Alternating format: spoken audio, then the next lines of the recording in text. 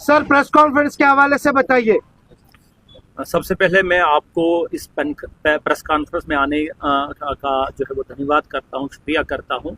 और जैसा कि आपने बताया कि आज जो है वो अडीगाम गांव जो कि दिवसर कुलगाम में वाक़ा है, वहाँ पे जो है वो एक एनकाउंटर जो है वो हुआ, जिसमें जो है 2 दहशतगर्द जो है वो हलाक हुए।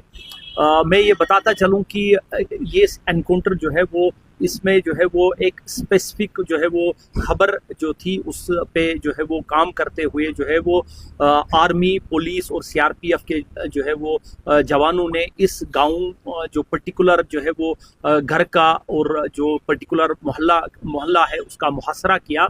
और उसके बाद जो है वो जब सर्च जो है वो जारी थी, तो सर्च के दौरान जो है वो जो वहाँ पे छुपे हुए जो है वो टेररिस्ट थे, उन्होंने जो है वो सिक्योरिटी फोर्सेस पे जो है वो फायरिंग की और उसके बाद जो है वो एनकाउंटर स्टार्ट हुआ। इस एनकाउंटर के दौरान जो है वो 2 दहशतगर्द जो है वो हलाक हुए, जिनके जो है वो कब्जे से काफ़ी असलहा और गोला बारूद जो है वो बरामद हुआ। सर इनकी पहचान और किस संगठन, किस तंजीम के साथ है सर, और कितने सरगर्म थे ये?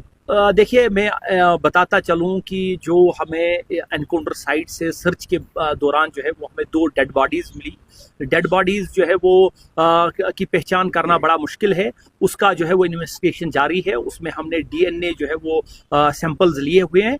लेकिन जिस तरह से मैं आपको पहले बताया कि हमें एक जो है वो ख़ास जो है वो स्पेसिफिक इनपुट था, उस इनपुट के मुताबिक जो है 2 जो दहशतगर्द थे, जो हमारी खबर के मुताबिक जो है वो एक उनमें से उमेश अहमद वानी है, जो कि चवलगाम कुलगाम का रहने वाला है। ये उमेश अहमद वानी जो है वो टीआरएफ तंजीम से ताल्लुक़ रखता था और ये 2020 से जो है वो उसने जो है वो टेररिस्ट रैंक्स जो है वो ज्वाइन की। उमेश अहमद वानी का जहाँ तक ताल्लुक़ है, ये पुलवामा, शुपियाँ, कुलगाम और अनंतनाग ज़िले में जो है वो सरगर्म था और इसके खिलाफ कई एफआईआर जो है वो दर्ज थे और कई दहशतगर्द कार्रवाइयों में ये मुलविस था। दूसरा जो खबर जो थी हमें वो थी आकिब नज़ीर गोजरी की। ये आकिब नज़ीर गोजरी जो है बेसिकली चाडोरा कुलगाम का रहने वाला है और उसके बाद लेकिन ये पला बड़ा जो है वो अपने मामा के घर जो है वो ये पुलवामा में जो है वो वहाँ उसकी पढ़ाई और वहाँ की उसकी परवरिश हुई।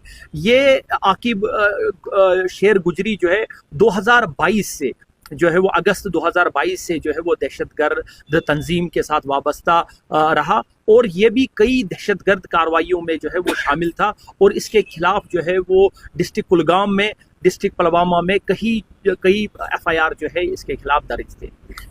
तो ये जो है ये टीआरएफ तंजीम से ये भी वाबस्ता था और ये पुलवामा, शुपियान, बडगाम, अनंतनाग ज़िले में जो है वो पिछले 2-2.5 सालों से सरगर्म था।